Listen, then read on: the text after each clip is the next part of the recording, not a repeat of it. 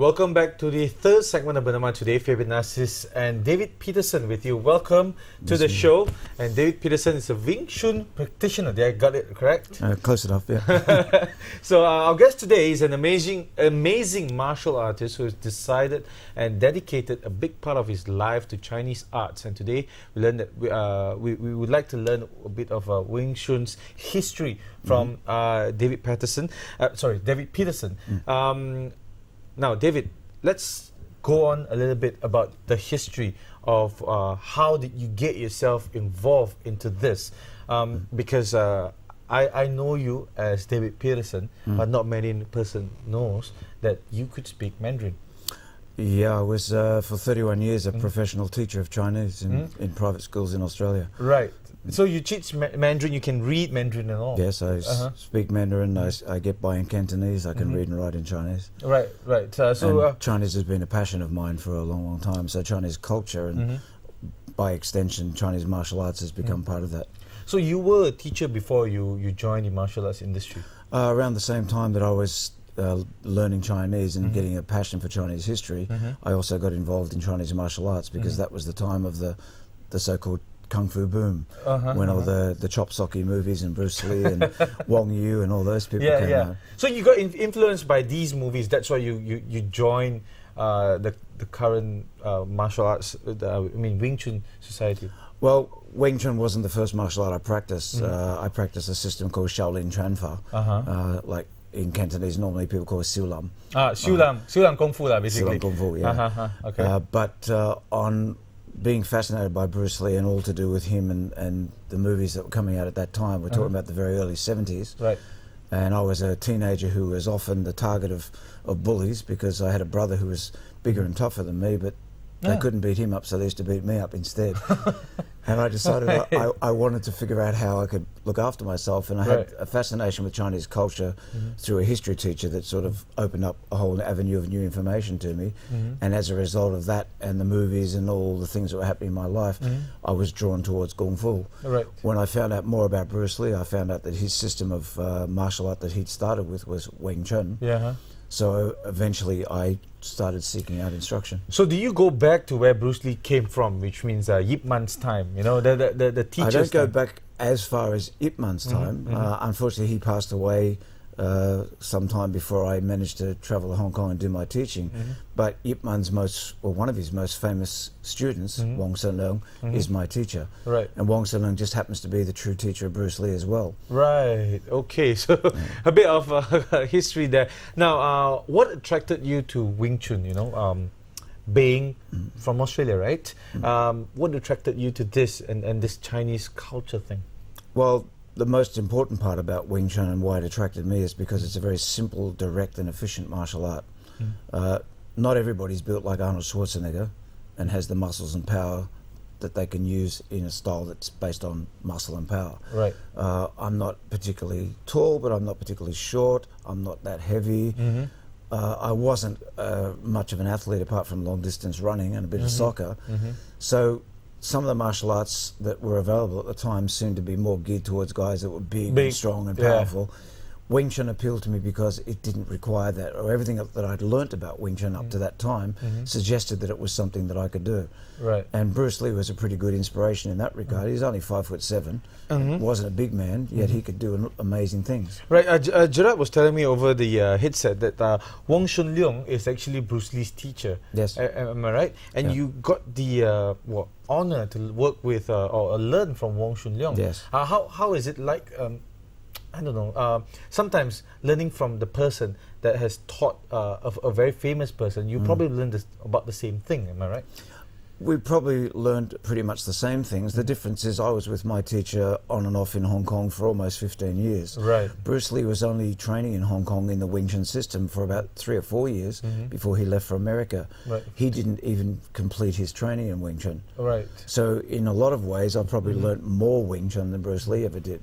Doesn't mean that I'm better. Doesn't mean you're better, right? But in terms of marketability, I think at that particular point of time where martial arts kicked off, it's that wave of things that people are addicted to. Like as of current, it's a social media wave. Everyone's on Facebook, everyone's on Twitter, and all that, right? Now, we all know Yip Man's story. Ip Man 1. It's very famous. It's been shown in cinemas in Malaysia and all that. And Ip Man 2 came out. And now I got to know about some Ip Man facts that well, whatever's in the picture is not really what It's happened. not entirely true. Right. That's right. Maybe just identify for us which are the scenes that are not really that.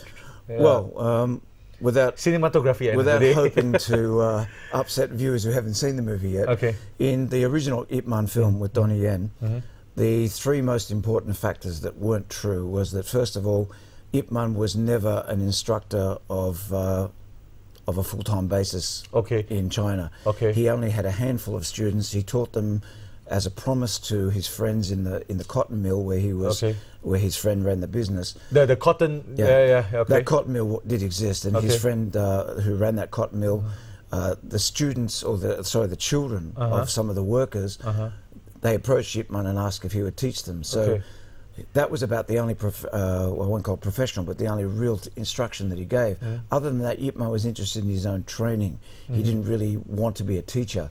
Right. And based on what I know of the time, he taught them for approximately a year, late at night after work was finished, didn't accept fees, and at the end of that time he didn't teach them anymore. Right.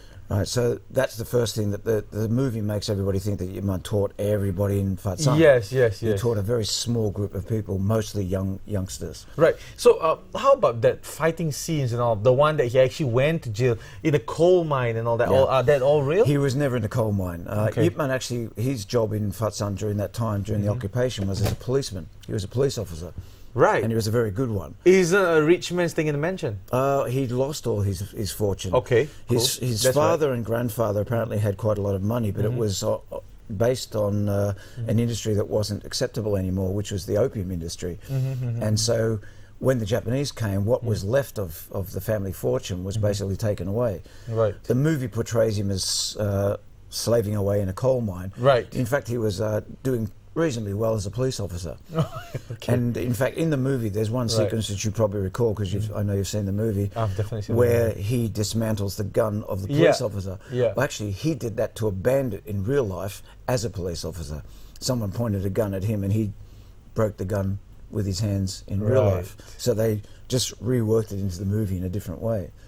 Now, the other main thing that didn't happen in the movie was there was no fight between Ip Man and a Japanese general. That was about to go there. It never happened. There was no public fight, right? No. Okay, there you go. The Japanese army did approach him on several occasions to teach, because they heard that he was quite a powerful fighter, but he very politely declined every time. But they didn't torture him? No, none of that happened. And so, as a product of that, the third thing that didn't happen was he didn't get shot by the Japanese.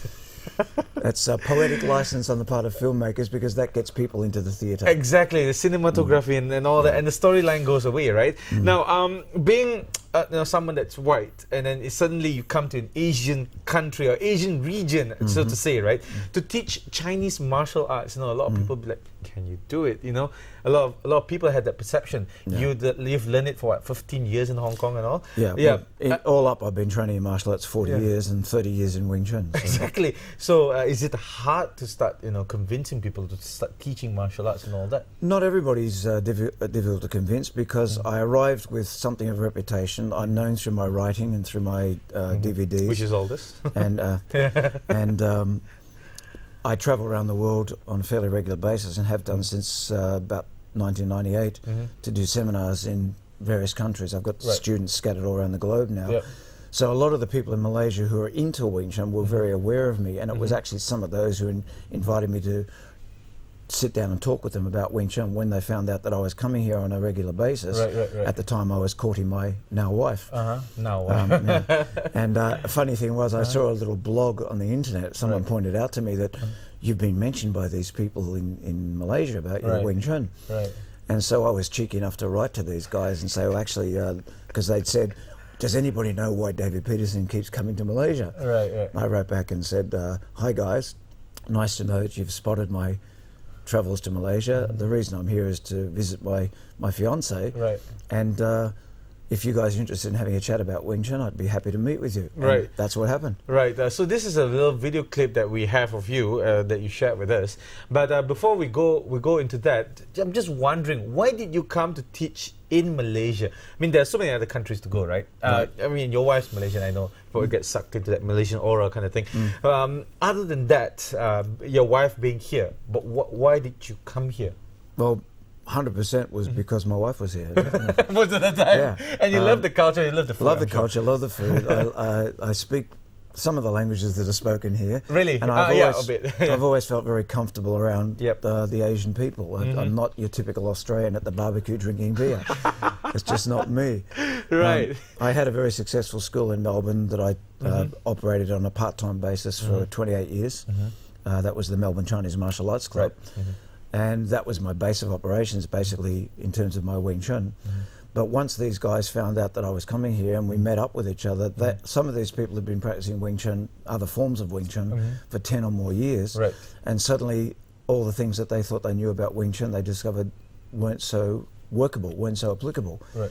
And so they basically asked, can you please teach us? Right. So I said, well, when I come back on the next visit, we'll get together. And I ran a little class and they loved it. So more people came the next time and even more people came the next time. And eventually when I got married and moved here a little over 2 years ago, there was a ready-made market school, for you yeah. and everything's in fact, ready. one of the guys, my number one assistant, Mr. John Depp, who's visiting China at the moment with his family, John was running a school in KL for about 10 years, Right. and he basically handed me his keys and said, would you please take over the class? I'd like to be your student. Right. And so when I first got here, I was running a class in KL because John just basically said, Right. I can't do what you can do. I want you to run the school. Right. We're going to take a short break because he actually answered why was it hard to set up a class in Malaysia. Not hard. He's already answered that question, but we're going to move on later on to your books and your DVDs after the commercial break, all right? And all that and more, stay tuned.